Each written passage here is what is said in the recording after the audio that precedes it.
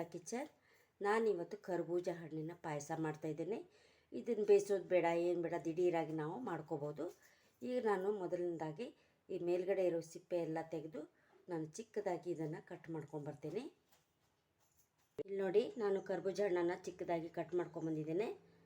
ಇಷ್ಟು ಚಿಕ್ಕದಾಗಿರಬೇಕದು.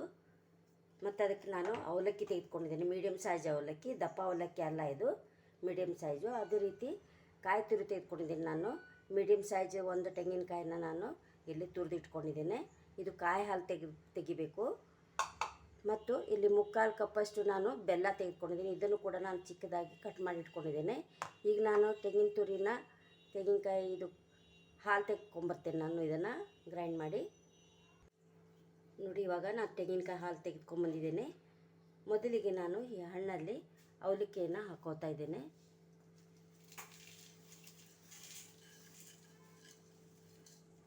ನೋಡಿ ಹಾಕ್ಕೊಳ್ಳಿ, ನಿಮಗೆ ಎಷ್ಟು ಬೇಕಂತ ನೋಡಿ ಹಾಕ್ಕೊಳ್ಳಿ. ಇವಾಗ ತೆಂಗಿನಕಾಯಿ ಹಾಲು ಹಾಕ್ತಾಯಿದ್ದೇನೆ ನಾನು. ನೋಡಿ, ದಪ್ಪಗಿರೋ ತೆಂಗಿನಕಾಯಿ ಹಾಲೇ ಹಾಕಿದ್ದೀನಿ ನಾನು. ಇವಾಗ ಉಪ್ಪನ್ನು ಹಾಕೋತಾ ಇದ್ದೀನಿ. ಸ್ವಲ್ಪ ಉಪ್ಪು ಹಾಕಬೇಕು. ಆಮೇಲೆ ಈ ಬೆಲ್ಲವನ್ನು ನಾನು ಹಾಕ್ತಾಯಿದ್ದೀನಿ. ಚಿಟಿಕೆಯಷ್ಟು ಉಪ್ಪನ್ನು ಹಾಕಿದರೆ ಸಾಕು. ಯಾವುದೇ ಸ್ವೀಟಿಗಾಗಲಿ ನಾವು ಸ್ವಲ್ಪ ಉಪ್ಪನ್ನು ಹಾಕಬೇಕು. ಇವಾಗ ನಾನು ಬೆಲ್ಲ ಹಾಕೋತಾ ಇದ್ದೀನಿ. ನಿಮ್ಮ ಸ್ವೀಟಿಗೆ ಅನುಸಾರವಾಗಿ ನೀವು ಬೆಲ್ಲನ ಕಡಿಮೆ ಅಥವಾ ಜಾಸ್ತಿ ಮಾಡ್ಕೋಬೋದು. ನಾನು ಇಲ್ಲಿ 3/4 ಕಪ್ಪಷ್ಟು ತೆಗೆದುಕೊಂಡಿದ್ದೀನಿ. ಅದೇ ರೀತಿ ನಾನು ಏಲಕ್ಕಿ ಪುಡಿನ ಹಾಕೋತಾ ಇದ್ದೇನೆ. ನೋಡಿ, ಇದೆಲ್ಲವನ್ನು ನಾನು ಇವಾಗ ಮಿಕ್ಸ್ ಮಾಡ್ಕೋತೀನಿ.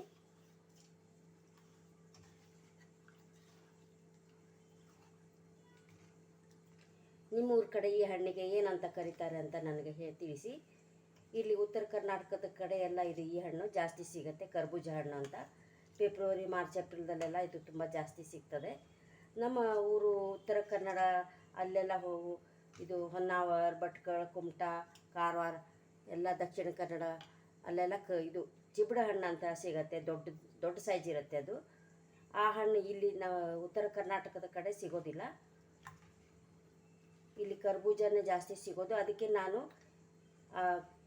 ನಮ್ಮೂರ ಕಡೆ ಚಿಬಡ ಹಣ್ಣನ್ನು ಇದೇ ರೀತಿ ಮಾಡ್ತೀವಿ. ಅದನ್ನೇ ನಾನು ಕರ್ಬೂಜ ಹಣ್ಣನ್ನು ಉಪಯೋಗಿಸ್ಕೊಂಡು ಮಾಡ್ತಾಯಿದ್ದೇನೆ. ಕೆಲವರು ಇದಕ್ಕೆ ಸಕ್ಕರೆ ಹಾಕ್ಕೊಂಡು ಕಟ್ ಮಾಡಿಕೊಂಡು ಸಕ್ಕರೆ ಹಾಕ್ಕೊಂಡು ತಿಂದುಬಿಡ್ತಾರೆ. ನಾನು ಸ್ವಲ್ಪ ಡಿಫ್ರೆಂಟ್ ಆಗಿರಲಿ ಅಂತ ಹೇಳ್ಕೊಂಡು ಮಾಡ್ತಾಯಿದ್ದೇನೆ. ಇವಾಗ ನಾನು ಸ್ವಲ್ಪ ಅವಲಕ್ಕಿ ಇಟ್ಟಿದ್ದೆಲ್ಲ ಅದನ್ನು ಕೂಡ ನಾನು ಇದಕ್ಕೆ ಹಾಕೋತಾ ಇದ್ದೇನೆ.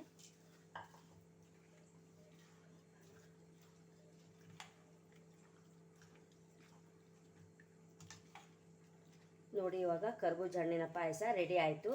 ತುಂಬ ಈಸಿಯಾಗಿ ನಾವು ಮಾಡ್ಕೋಬೋದು. ಈ ಬೇಸಿಗೆಗಾಲಕ್ಕೆ ತುಂಬ ಚೆನ್ನಾಗಿರುತ್ತೆ ಇದು, ತಂಪಾಗಿ. ಕಾಯಿ ಹಾಲು, ತೆಂಗಿನಕಾಯಿ ಕೂಡ ನಮ್ಮ ಆರೋಗ್ಯಕ್ಕೆ ಒಳ್ಳೆಯದು. ಮತ್ತು ಈ ಹಣ್ಣು ಕೂಡ ತುಂಬ ಒಳ್ಳೆಯದು ಹೆಲ್ತಿಗೆ. ನೋಡಿ, ಕಡಿಮೆ ಸಾಮಾನಿಂದ ನಾವು ಇದನ್ನು ತುಂಬ ಈಸಿಯಾಗಿ ಮಾಡ್ಕೋಬೋದು. ನೀವು ಕೂಡ ಟ್ರೈ ಮಾಡಿ ನೋಡಿ. ಎಷ್ಟು ಚೆನ್ನಾಗಿ ಬಂದಿದೆ. ಬೆಲ್ಲ ಎಲ್ಲ ಕರಗ್ತಾ ಇದೆ. ನಾನು ಚಿಕ್ಕದಾಗಿ ಕಟ್ ಮಾಡ್ಕೊಂಡಿದ್ದೆಲ್ಲ ಬೇಗ ಕರಗಿಬಿಡ್ತದದು, ಅದಕ್ಕೆ ಚಿಕ್ಕದಾಗಿ ಕಟ್ ಮಾಡ್ಕೋಬೇಕು. ಇದಾಗಿದೆ ಇವಾಗ ನೋಡಿ. ಇವಾಗ ಕರ್ಬೂಜ ಹಣ್ಣಿನ ಪಾಯಸ ರೆಡಿ ಆಗಿದೆ. ತುಂಬ ಚೆನ್ನಾಗಿ ಬಂದಿದೆ. ಹೆಲ್ತಿಗೂ ಕೂಡ ತುಂಬ ಒಳ್ಳೆಯದು, ಟೇಸ್ಟಿಯಾಗೂ ಇರುತ್ತೆ. ತುಂಬ ಈಸಿಯಾಗಿ ನಾವು ಮಾಡ್ಕೋಬೋದು ಮನೆಯಲ್ಲಿ. ಬೇಸಿಗೆಗಾಲಕ್ಕೆ ನಮಗೆ ಆರೋಗ್ಯಕ್ಕೂ ಕೂಡ ಒಳ್ಳೆಯದು, ತಂಪಾಗಿರುತ್ತೆ. ತೆಂಗಿನಕಾಯಿ ಹಾಕಿದ್ದೀನಿ, ಯಾವುದು ನಾನು ಬಿಸಿ ಮಾಡಿಲ್ಲ, ಏನೂ ಇಲ್ಲ. ತುಂಬ ಈಸಿಯಾಗಿ ನಾವು ಇದನ್ನು ಮಾಡ್ಕೋಬೋದು.